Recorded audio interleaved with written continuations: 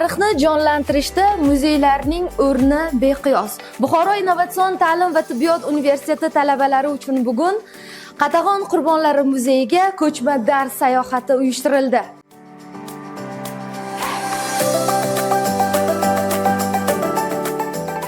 Demak, bu muzeyimizning birinchi xonasi va birinchi xonasidagi eksponatlar bilan tanishamiz talabalar. Demak, bu Mang'itlar sulolasiga oid bo'lgan rasmlar.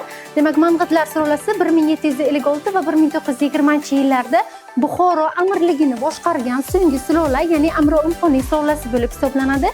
Bu sulolada demak bir qancha hukmdorlar hukmronlik qilib o'tishgan. Demak, ularni tepada suratlari bilan tanishamiz.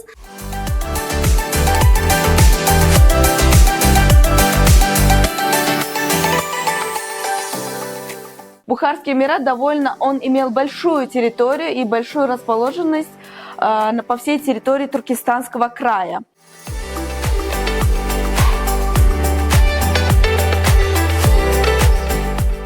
Fazli Xo'jayev Qatag'on bo'lgandan keyin uni rafiqasi va qizi Viloyat Xo'jayeva Sibirga surgun bo'lgan.